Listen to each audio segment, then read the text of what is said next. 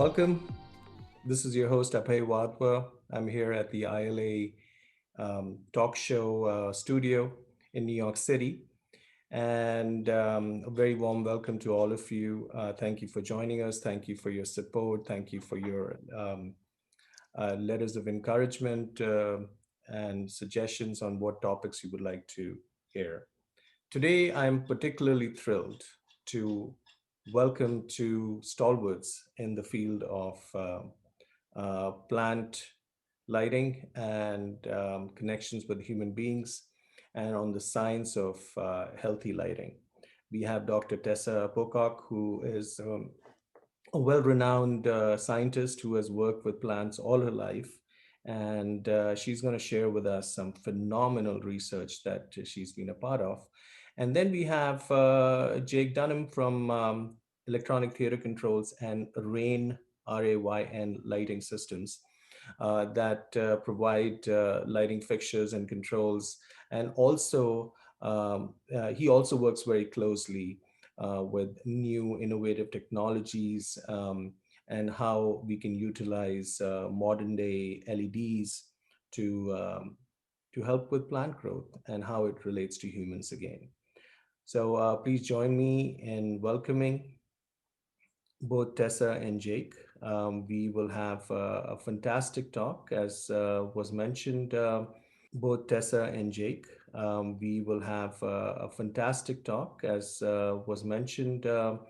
If you have any questions that are connected to what they are showing, then please put it in the Q&A. If it's a big picture question, then please wait for the Q&A towards the end of the talk. So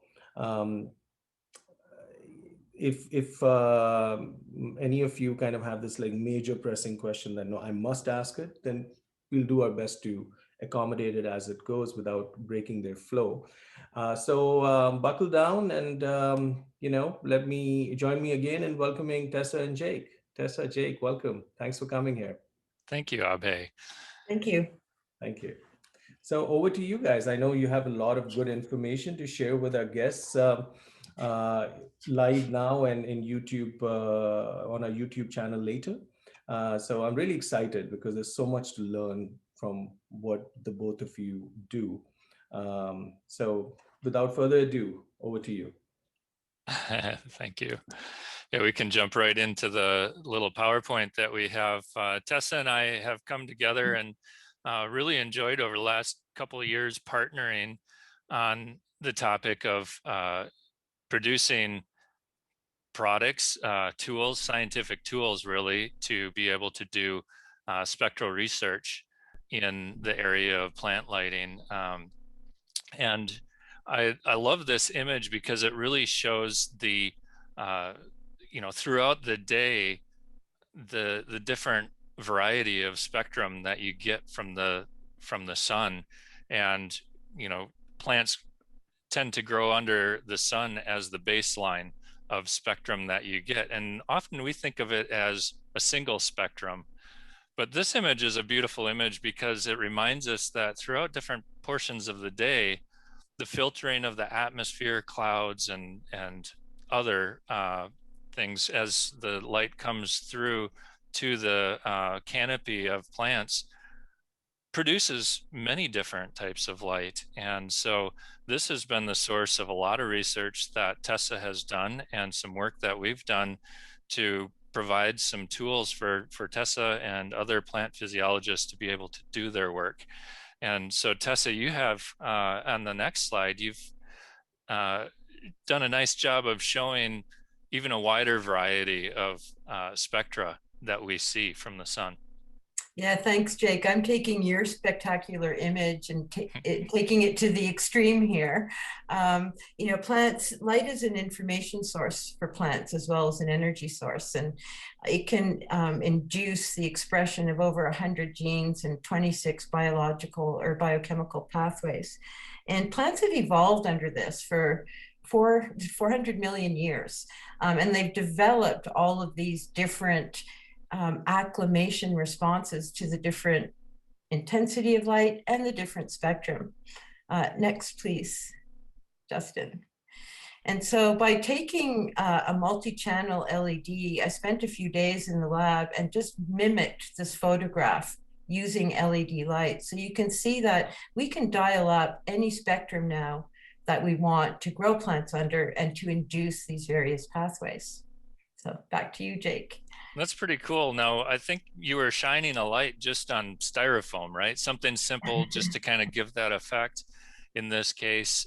If we jump to the next slide, you know, Tessa has done an amazing job of attacking this from plant science, plant physiology aspect. And as I came into this, I spent 20 years in creating products to light humans. And the first 17 was very focused on humans. And then I met Tessa, and we started to learn as a company that I worked for how important it was to be able to take some of the same spectral tuning capabilities that we use in theater productions and you know, around the world for TV studios, and be able to now translate that over for plant science. And so while Tessa was using plant physiology to learn the needs of these plants, I had lessons of light through what I like to call the school of hard knocks. And so I just thought about three different stories that that I learned about similar things to what Tessa was studying about. And so I talk about the tomato, the guppy, and my wife, which you might say could never have any relation with each other. But, you know, my father has been a farmer his whole life, outdoor farming, and he's very dedicated to his gardens. And we live in Wisconsin, which has a long, cold winter, and typically you want to start plants indoors. Every year he would start tomatoes, and he, of course, knew he needed more light than we could collect inside. So he'd start out by putting them by the window, and then he had a light over the top of them. Every year these tomatoes would grow really tall but be spindly. And we could never figure out why that was. We thought we weren't hardening them correctly or doing this or that. And then it was when I met Tessa that she started talking about shade effects and you know, spectra and how that affects a plant. And the shade effect in and of itself can make a plant tall and spindly. And so we changed the spectra, and our plant starters, our tomato starters, actually grew better. And at about the same time, my daughter she had guppies, and she loves guppies. And so she was trying to breed guppies, and her guppies would breed for a while and then they'd stop breeding. And research ended up showing, when she researched it, she actually is going into bioscience, similar to the path that Tessa took. And she started researching this and found out that if you don't turn off the lights for the guppies to be able to rest, they won't reproduce. My wife had similar, or I had a similar experience with my wife, where she was having problems sleeping at night. She'd always read. And I think you guys have recently had a discussion through Mariana Figueroa, who talked about blue light filters and the effects of blue light if you're sleeping at night.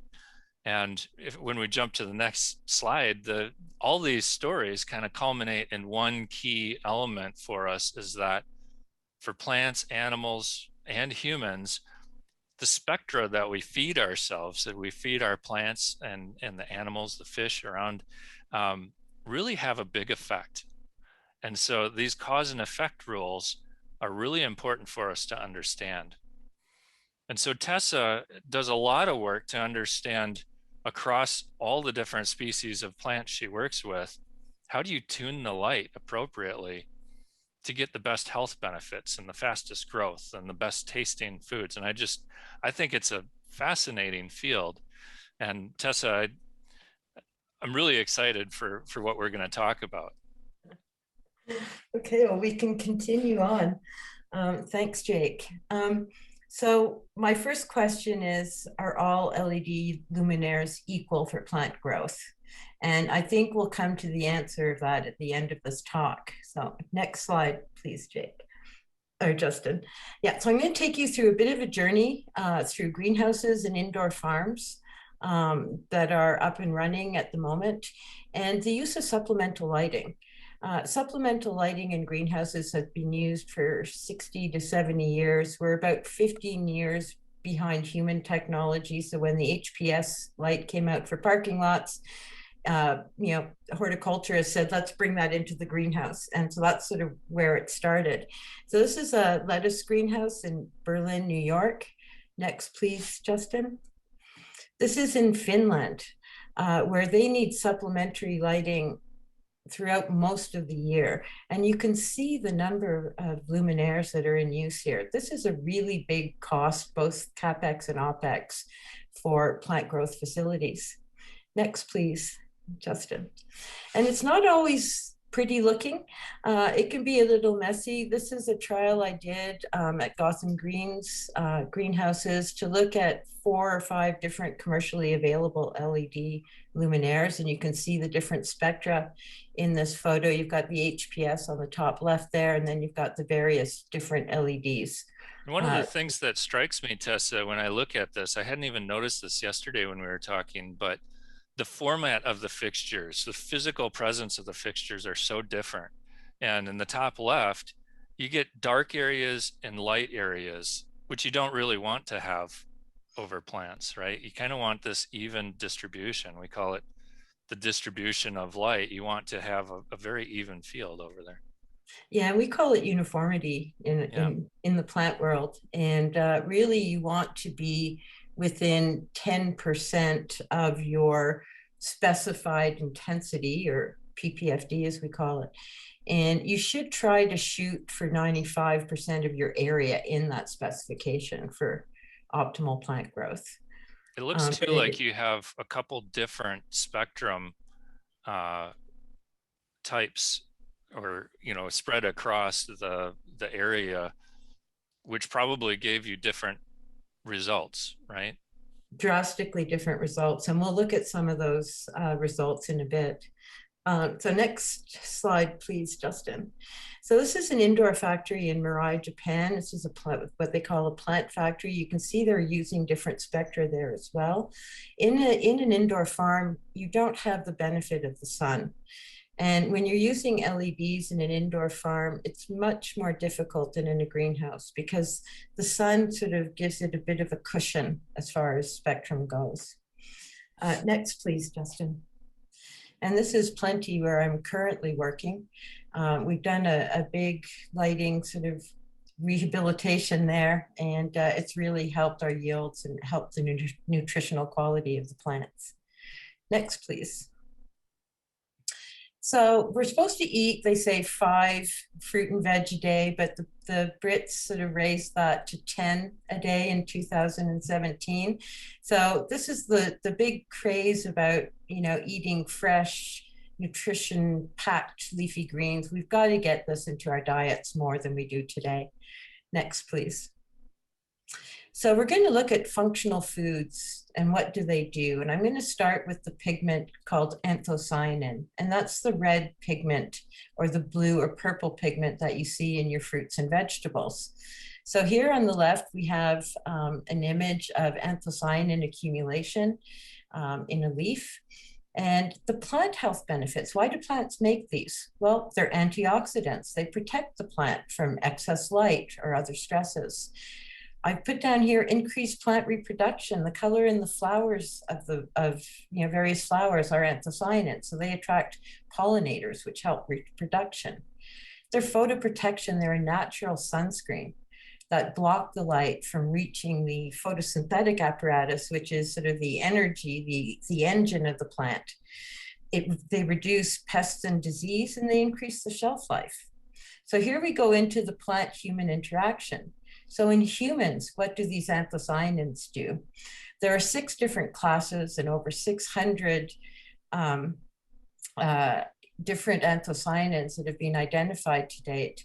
And the human health benefits, they help our eye health. They help mitigate cancer in some instances. That's a pretty big one. Good for the heart, good for keeping diabetes under control, and also for cognition. So these are very important nutritive compounds that exist in plants. Next slide, please, Justin. So here we have, I've got 5 different spectral distributions from 5 different commercially available LED lights. So on the y-axis here of this graph is PFD, that's photon fluence density. And we measure light in plant science as micromole of photons or quanta per meter squared second. So we have that there. Along the x-axis, we have the wavelengths. So going from 400 nanometers, which is blue, up to over 700 nanometers, which is far red. And so here we can see the black line is a cool white fluorescent. We're all familiar with those. Very spiky spectrum, but it goes across the spectrum. And then the other colored lines on this figure are the different LED lights. So you see they're all a little bit different, especially in that blue region from 4 to 500. The pink line is a phosphor converted LED, which is a blue LED. In this case, there are 2 different combinations of phosphors used, and it spreads that light out across the amber, red, and far red regions.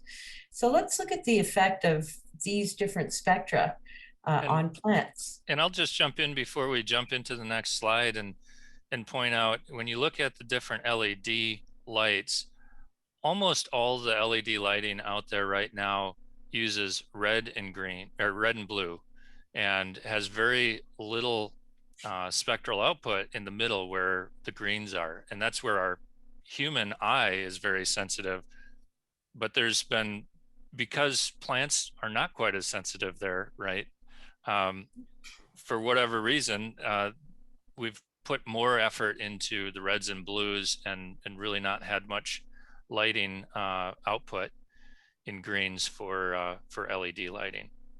Yeah, although that's a really good comment, Jake. The red and blue spectrum is based on chlorophyll that's been isolated from a plant leaf.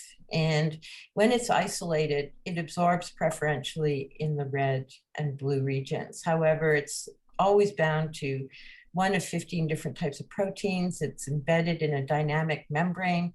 And so when that, in a real plant leaf, the absorption spectrum and action spectra are essentially the same for red and green and a little bit higher for blue.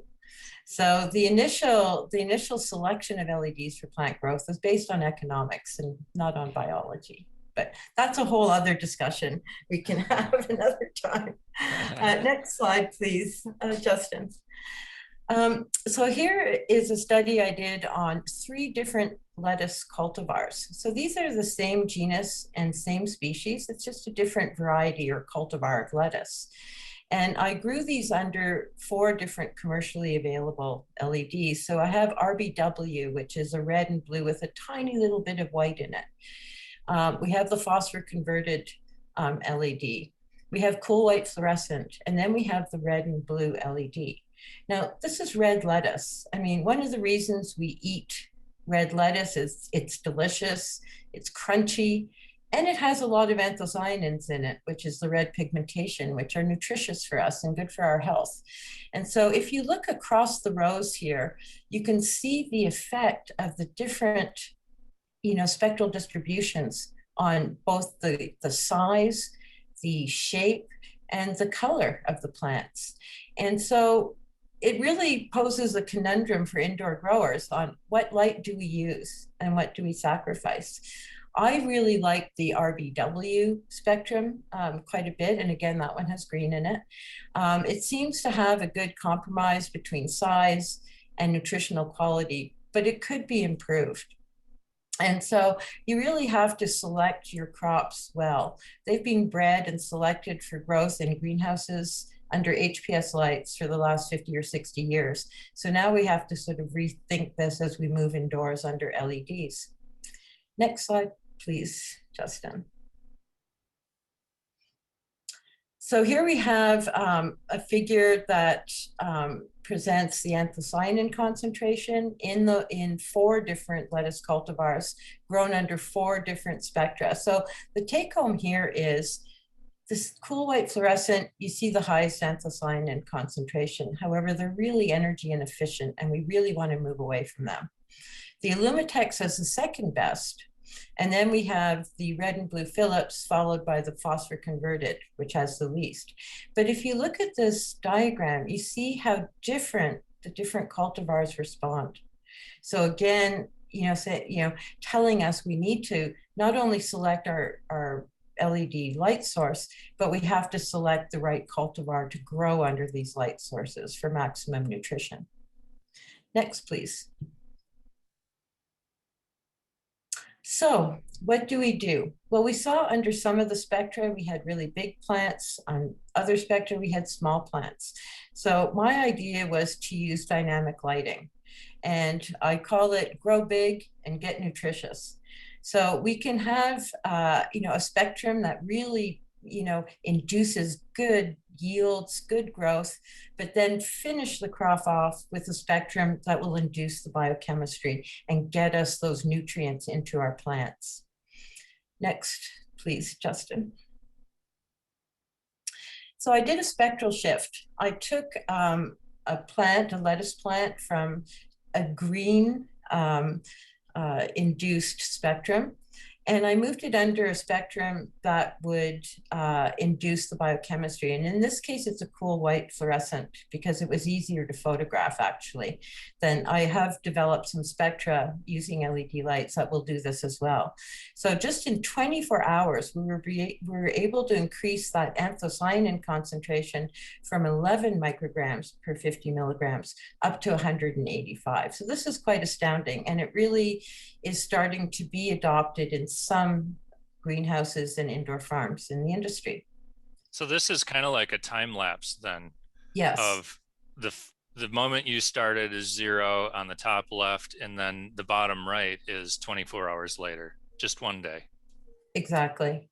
Nice. Exactly. And I've tried it at 24 and 48 hours, and it seems 24 hours out of some spectra, under some spectra, is enough. So you'll be able to see this a little better in the next slide, which is a time lapse of this red lettuce shift. So if we just watch this green lettuce under the spectrum that induces biochemistry. And how long is this time lapse? This is 24 hours. This is also 24. Yeah. And that's such a spectacular change. It's so visual and obvious, right? Yeah. And look how the plant leaves moves. Plants are really dynamic. They're not just sessile organisms that stand by. So I believe now, Abhay, I believe we have our intermission now. Well, yes, and there are a few questions that have come in and as direct messages to me, and I have a few questions. Let me ask a basic seminal question. I grew up being told that plants growing under the sun, are the most nutritious. But what I'm hearing today is that the anthocyanins with, that video, the time-lapse video that you just showed, that we need those colors because it does this one thing of protecting the plant, but it also is very nutritious for human beings in helping with disease, cancer, diabetes, etc., that you listed out. So is it correct to assume that technology can actually provide a better option than sunlight for growing plants, making it more nutritious? Yeah. I mean, I love the sun, and I really love growing plants under the sunlight, but it's getting really challenging to do that these days, Right. especially outdoors in the field, because we have more frequent extreme weather events. Mm-hmm. There's also a thing called solar dimming that happened in the 90s. I don't know if you guys sort of tracked that at all. So it's not consistent. And a group at RPI, I'm an advisor on a PhD student's thesis where he's looking at harvesting kale at different times of the year from the field, the greenhouse, and indoors. And so it depends when your vegetable is harvested in the field. It's the time of day, and it's also the time of year. because the nutritional content will vary depending on harvest times. Okay. And I'd say also, Tessa, that the tools available to grow with electric lighting have changed significantly. And the coming of LED has allowed us to add in portions of spectrum that just weren't available in other types. So mercury vapor, high pressure sodium, they put out a kind of a known spectrum, and that didn't really shift except for as the lamp would age. Right. Where now we can, in some cases, some crops will use some of the high pressure sodium and then add in LED kind of as a steering light to change the spectrum, to add to the spectrum. So there are multiple different ways where you can add in supplemental lighting in addition, like in a greenhouse where you're getting some sun, and then you need to do something to increase the anthocyanin, you can do that. Right. So we're deconstructing the sun and putting it back together, just using the parts that we want. Want, exactly. So I get that. And I mean, clearly there are issues about climate change and global dimming, the solar dimming, and things are changing. Well, very good point. But what I'm trying to figure out is that apples to apples, no pun intended, are we are we saying an apple grown in under the sun and an apple grown under an electric light, are they going to have comparable nutrition, or are they going to have, maybe apple's not the right one, kale grown in the sun, keeping aside wind, rain, all of those wonderful things that Mother Nature brings. Which one is more nutritious?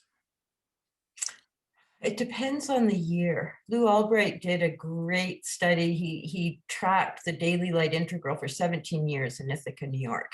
So say on June 15th, you can have a daily light integral of 7, or you can have a daily light integral of 60. And that will have an effect on the nutritional quality of the apple. And so it really depends on the year. And that's another benefit to moving indoors, is that you can have consistently good, nutritious produce.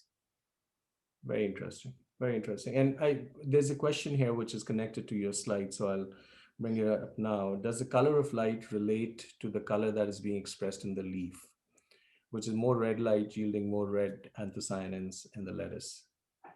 Actually, it's the opposite. Anthocyanin biosynthesis is under blue and green light control. So it's a good question. It made me think there for a second, but now I'm going to rethink this. But biochemically, it's the blue and the green that causes that change. So if I had just blue light, if I had just a red light, I would probably get its complementary color in the leaf. Is that how it works? No, not necessarily. It's more about plant response, right, Tessa? And so specific spectrum treatments at points of growth along the growth path of a plant will produce responses that are very dependable in the plant. This is something Tessa taught me. and so, we have behaviors as humans, and our behaviors are not all that predictable. Plants have quite predictable responses. So you treat them with different light under different conditions, humidity, CO2, temperature, and the plants will respond accordingly.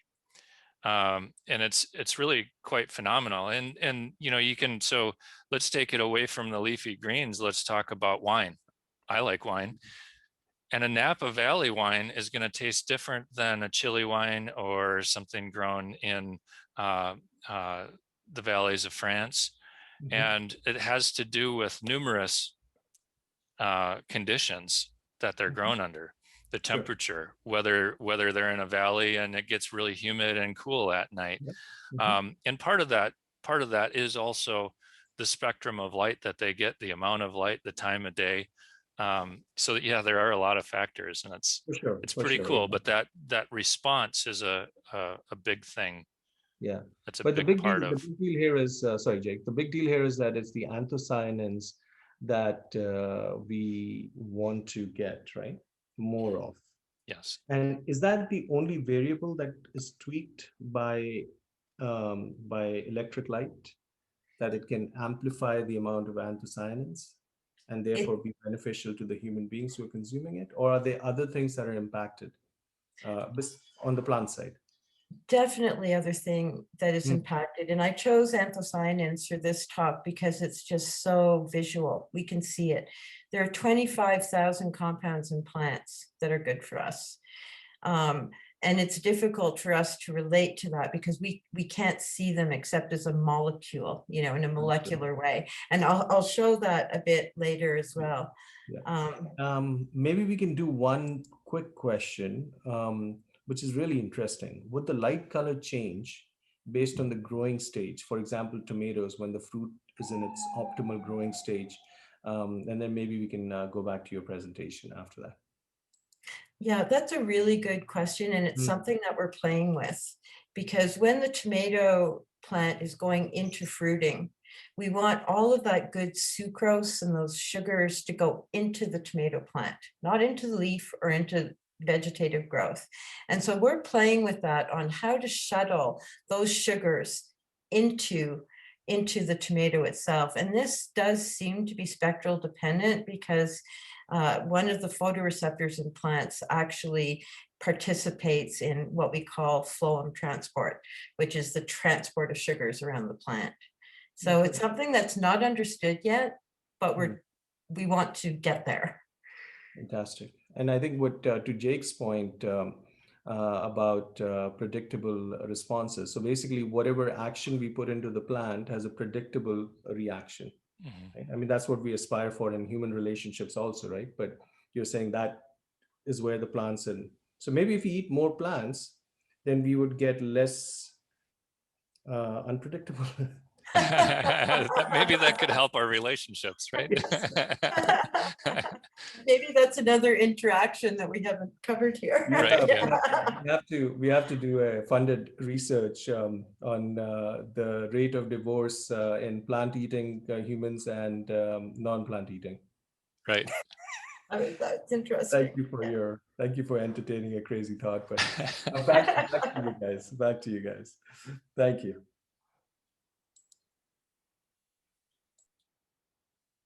So as we jump into the presentation, we just saw a time lapse, right? And that was really cool because it was so visual to see those reds develop in the lettuce so quickly.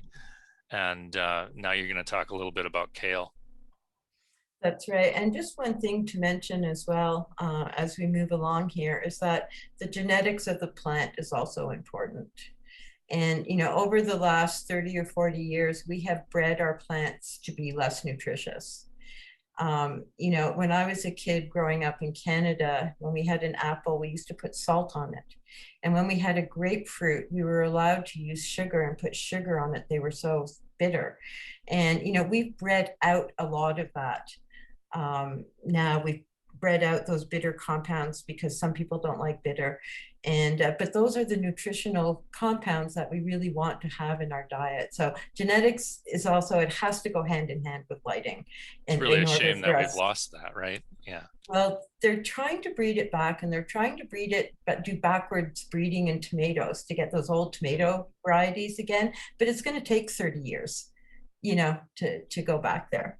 Sure. So another compound that I wanted to talk about today is found in kale. And why is kale a superfood? So here I've got two of my students growing kale in our indoor growing area, and we grew under a lot of different spectra. And that work is not finished yet because we're comparing it to the outdoors and to greenhouses. So next slide, please, Justin. Oh, oops. Yeah. Here we go. So two compounds that are really nutritious and we've been hearing a lot about lately is zeaxanthin, which I've got in gray here because there's no color to zeaxanthin. We cannot really see zeaxanthin. Lutein is a yellow pigment. It's found in corn, yellow peppers. There's a little tiny bit in egg yolk. It's the only animal source of these pigments, which are called macular pigments in humans, but they're called carotenoids in the plant world. So here in plants, we see a diagram where we've got three pigments. We've got vioxanthin, which is a light harvesting pigment. We've got anthraxanthin, which is really unstable, and we've got zeaxanthin at the bottom, and that's the one that we want. That's the one that's really healthy for humans and actually helps plants as well. So when plants are under a bit of stress, it can either be high light or it can be different spectrum. That vioxanthin will lose 2 oxygens and become zeaxanthin, and we can induce this in the lab. So what does this do in plants? Well, it's an antioxidant again, which plants really need. Their photosynthetic apparatus is really sensitive to reactive oxygen species, just like our bodies are. It increases plant fitness, which means it's going to be able to reproduce a bit better. And it's also photoprotection. It will take excess light energy and dissipate it as heat. So when humans consume, plants with high zeaxanthin and lutein, it screens out the shortwave visible and UV light. And studies have been shown that when you eat zeaxanthin and lutein-rich foods, you can trace it through your body, through your bloodstream. It goes up into your eyes and gets deposited in the macular region of your eye, where it protects your eye. And we don't make this compound ourselves. We need to take it in through our diet. It delays age-related macular degeneration, which with our demographics now, this is really important. And of course, it protects the eyes from oxidative damage. And, I talked a bit with NASA and the effect of space flight on eyes. And this is actually a really important pigment, for astronauts to take in. Now, they don't take supplements, apparently. They have to eat the food themselves. So there's groups working on that now. Next slide, please. So what foods are rich in lutein and zeaxanthin? Well, kale is the #1, and followed by spinach and then Swiss chard. So most of your leafy greens are really good for this. Now, you can buy zeaxanthin and lutein in your grocery store, but these are unregulated products. And, there's synergy between different compounds in plants. I prefer to eat the plants myself rather than go to a supplement if I can avoid it. Next slide, please. So this production of zeaxanthin is what we call the Xanthophyll cycle. And we can sense this remotely, and you can see that here. And the concentration of zeaxanthin can be induced or reduced by the spectrum. So here I've got NPQ on the y-axis, and this is a proxy for your zeaxanthin concentrations in your leaf. And you can see at P0, I had it under a spectrum where it had high levels of zeaxanthin, and I moved it to another spectrum, and F1 is 1 minute after it was moved to that spectrum, we see the reduction of zeaxanthin. And then after 24 hours, it reduced again. When I switched the plat back to that higher zeaxanthin spectrum, we saw an increase within 1 minute up to pretty stable levels of zeaxanthin. So this is again showing us when we're growing plants indoors and out of the sun, as Ape said, the sun is great. It's got all sorts of fluctuations and different spectra, and plants love it. But we can also mimic this in the lab, and we need to do this to keep our foods healthy and nutrition when grown indoors. Next slide, please. And now sorry to interrupt, just very quickly. If you go back to the previous slide, what does the P and the F, what do they stand for? If you don't mind repeating that, please. The P, F1, F15. Okay, P0 was just time 0, where I took it from what I call spectrum P, and then I moved it to spectrum F. I labeled my spectra for 24 hours, and then it went back to spectrum P. And spectrum P was actually red and blue. And spectrum F was either a fluorescent light or a spectrum that I mimicked myself using tunable lights, LED lights. I see. Okay, thank you. Yeah. And then when we think about how does Tessa accomplish all this, that's what brought Tessa and our company together, trying to figure out how to give more granular control over the spectrum that's delivered to a plant. And so Rosa was the first spectral research tool that we had produced, which was really in close coordination with Tessa to make sure that we gave the widest variety of LED colors that we could possibly give to her within the visible range, and in some cases even outside of the visible range, over on the UV end, so we kind of hit both ends of the spectrum as well, to cause different plant responses. And what amazed me when we got into this is how a very small shift in spectrum that where both looked like about the same color of red to me, when we'd get into discussion and we'd be looking for a specific response, Tessa would be very specific. No, 620 is way different than 640, or I guess that's probably a bad example, but it's not too far off, right, Tessa? Well, it was 630 and 660, because I immediately detected right? that the red LEDs were a bit low than what we wanted. Yeah. And so we're talking 30 nanometers, which all looks red to the human eye, right? And most of us wouldn't see the difference in a physical fixture. But something that we didn't understand as a company when we got into this until we really talked closely with Tessa is that they need the ability in doing research to bring each emitter completely down to zero so it doesn't ruin an experiment. If we're giving a little bit of 630 and a little bit of 660, the experiment is completely invalid. So that's something that we work together to be able to do in a new way than what was possible in the past. So that's been a product that's been very successful for us and for Tessa in the research that we were doing to optimize health and speed of growth, taste, texture. I mean, a whole bunch of different aspects of plant growth have been affected by the work that Tessa's been doing currently at Plenty and even before that. If we jump to the next slide, I love this next image. It's just, even though you're a scientist, Tessa, the fact that you captured this is visually completely stunning. It's a piece of art in and of itself. Tell us about what you are doing here, because I love what I see. Yeah, thank you, Jake. Well, I do come from a family of artists. I have a big family, 7 kids, and most of them are painters or photographers or writers. And so I have grown up in that environment. So this is in my lab. We've got one of Jake's lights here. And the 2 pieces of equipment that you see there are called infrared gas analyzers. And we use this equipment to measure the effect of light, spectrum intensity on photosynthesis. So we're measuring actual uptake of CO2 in these plants.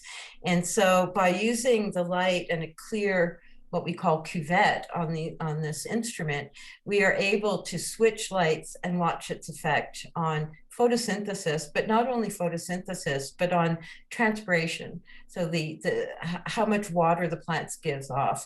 And this is super important for us in vertical farming, because it's a problem that we need to overcome. So with the use of spectra and these pieces of equipment and talented research associates, were able to look at this. But this was a lucky capture when I came into the lab one morning and I saw this going on.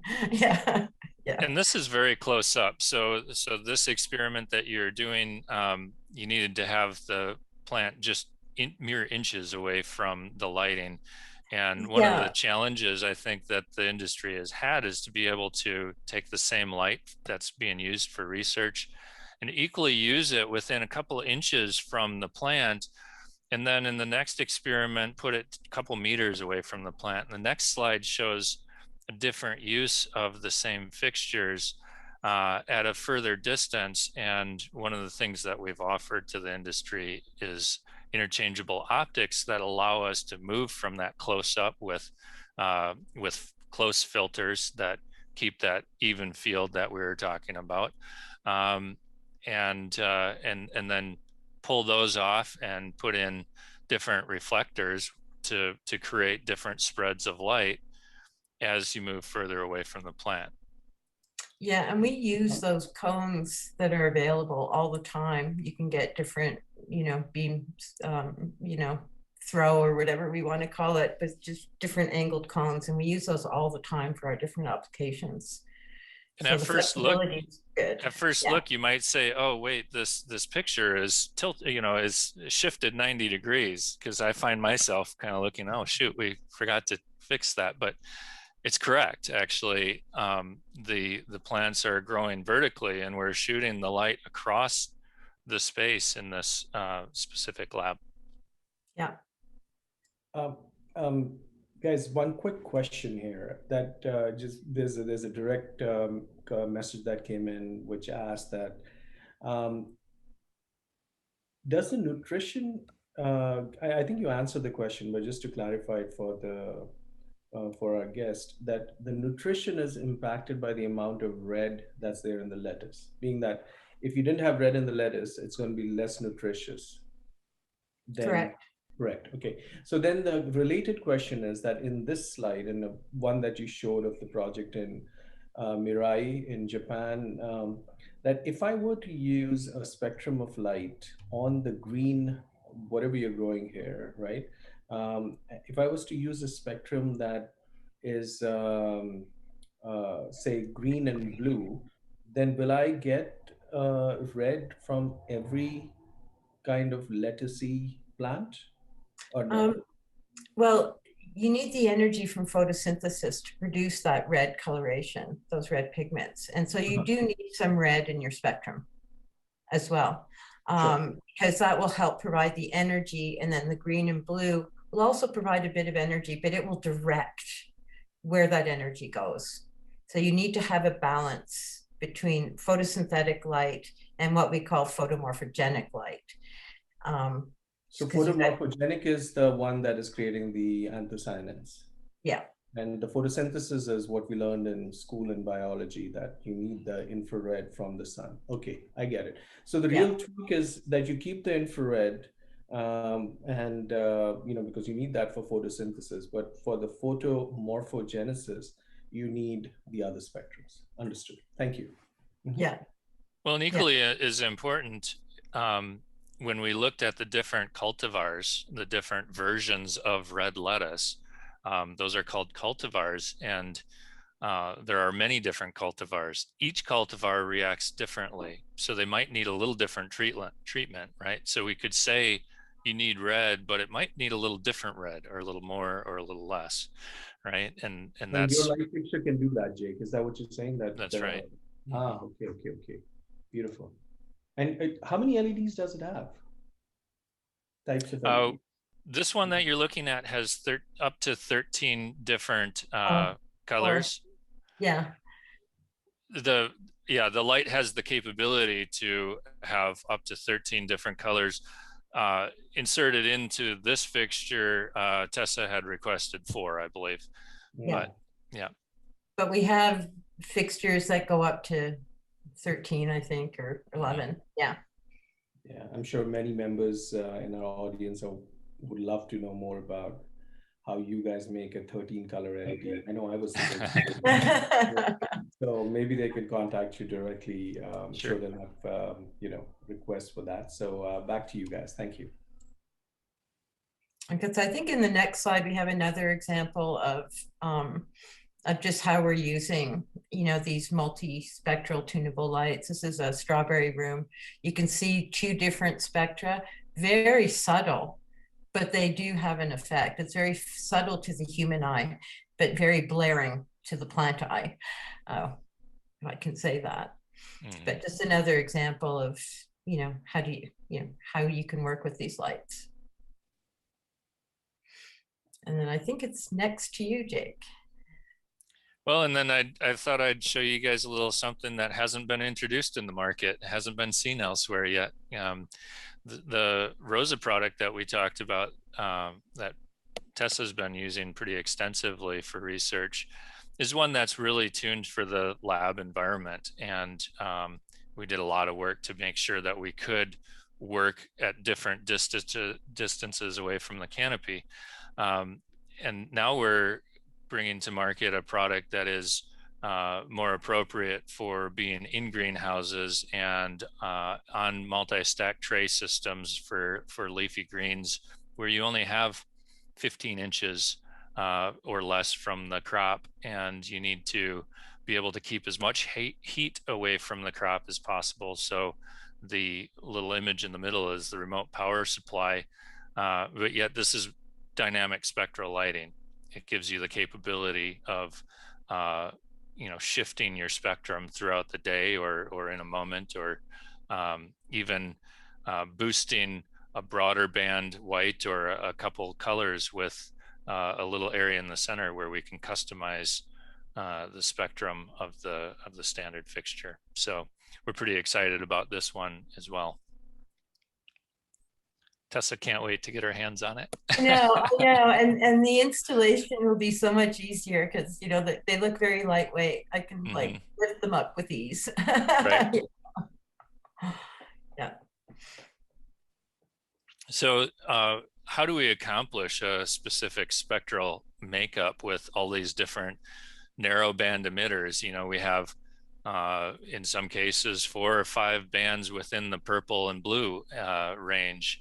And to do this, we actually took some of our control technology that we use for convention centers and office buildings and stuff like that, and we tuned it to plant spectrum. We tuned it to the use of a scientist in a lab being able to really give fine control over each band. So the image you're looking at is our controller in manual mode, being able to see the makeup of the overall spectrum finely tuned per LED, right? So the one in the middle happens to be green, and green can be 560 nanometers, can be individually pulled up or down based on the experiment that needs to be happen, and that can change over time, be saved as a preset, and then played back day after day, so that if you want to have a shift in wavelengths being delivered to the plant throughout the day, similar to like what the sun would do, to be able to mimic a day, you can do that with this controller. And this is a nice little visual that explains each of the bands. It shows how wide of color range that specific LED emitter puts out. It also then combines them all to show you the overall spectral content the light is about to put out. And that's in the white line that gives you a pretty close approximation to what's going to be delivered. So a lot of times Tessa will use this, for example, to get close and then use spectral tools, sensing tools like a Lycor meter to verify that using their spectrometer that they actually have exactly what they want. So it's pretty intricate. So the sensor that you're using for this device is actually a spectroradiometer, just telling you what the distribution is real time, right? So if I tweak it, I can just see what's happening with your LEDs. Yeah, and right now we have the ability to do some basic sensing of the amount of light over a full day period. Plants want to get a certain amount of light as well, and that's called the daily lighting integral, or DLI. And you want to kind of hold that constant too as you're doing these shifts, or determine if more light is needed as well as a spectral shift. So our tools have the ability to log this information directly, in addition to the separate tools that Tessa uses to verify a very, very granular and fine-tuned measurement. Fantastic. Yeah, and plants integrate light. So for instance, a lettuce plant needs 12 moles of photons per day. What is whereas a tomato needs 43 moles of photons. So a mole is a million photons. Yeah. It's the actual measurement of each photon that hits the plant canopy. Yeah. And then adding them up over the course of the day gives you the number of moles that have been delivered, or the number of photons overall. So in human lighting, we use corrected terms that give an approximation of light based on what our eye sees. And so greens are boosted in our units, which we call lumens or lux, right? But we don't use lumens and lux in terms of plant lighting. We use over 400 to 700 nanometers, which is similar to the visible range of light. We use the raw calculation of how many photons get delivered to the canopy, and that's the basic unit of measurement. That Yeah, it's the only energy source for the plant. So it's kind of like tracking your caloric intake over a day for humans. Yeah. Understood. That answer was mollifying. Thank you. Wow, fantastic. Well, please, we're running short on time, so and I want to spend a few minutes taking some of the questions from the audience. So back to you guys. Yeah, and we're really close actually to be able to jump into that question and answer section. If we jump to the next slide, we were just going to talk about how, and we had mentioned earlier in our discussion, how most LED lights are really comprised of red and blue. Red, green, and blue is becoming more, increasing the greens is becoming more prevalent in growth. But really, if you go and you look at driving by any greenhouse at night that has supplemental lighting right now, if they're using LED, it's going to look a little bit purple, right? And that's the reds and blues coming together down onto the crop. So the biggest thing about LED lighting is you can't add, if the spectral content isn't there in the green, it's just not there. The human eye kind of averages things out, and in some cases it adds in parts of spectrum to fill in for the gaps. That's not what a plant does. So it's either there or it's not. You either get the plant response or you don't, based on the LED lighting or other forms of lighting that you're feeding that plant. And that really is the basis of the work that we're doing, is to make sure that when the plant is fed light, it's fed the best light for the application and for what we're trying to achieve. Fantastic. And then we can jump to the last slide. I believe that. I think this is, so thank you. Yeah. Tell us a little bit about this slide. I mean, it's self-explanatory, but maybe you want to speak a little bit about it. Well, just the fact that we've bred out nutrition out of our plants. There's always a compromise between yield and nutrition.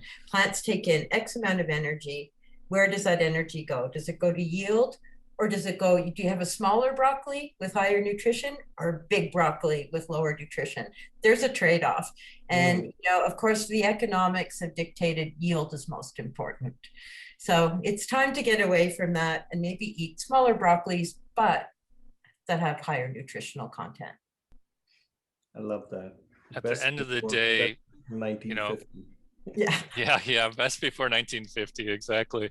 At the end of the day, I would love to see us get back to a focus on nutrition, and I think that's what Tessa's saying here too. So this was our little ploy to say, nutrition matters, and we understand the economics of food sources has been tough for our food industry. We really hope that there's a push, and we all have to be part of that push, right, to get back to putting our health and plant health first. Wow. Well, to the both of you, I have so many questions, and there's so many that are coming in. I wish we had another couple of hours, and I know both of you have meetings that you have to run into. So being respectful of your time, I just want to take another 3 or 4 minutes to ask one question that came in, which was, are all the photons absorbed when you put them onto the plants, or is some of it like you know, not absorbed. What is the efficiencies? Yeah. What are the Yeah. efficiencies? Light absorption is very efficient. You can assume that 84% of the photons are absorbed by the plant in a broad spectrum. And we use that in our calculations all the time. And so that's kind of the average number. So 84%. Got it. Thank you. Thank you very much. This has been such an amazing session. I was sure that it was going to be, stunning in terms of its knowledge and information. And you guys are such a great team. I think you should start a TV show, or if nothing We else, come certainly back. have fun. We hope it's been fun for you too. Clearly, yes. And we hope to have you back on our shows. And thank you so much for your time. And really blown away by what both of you bring to our society with your knowledge and implementation. So thank you. Appreciate that.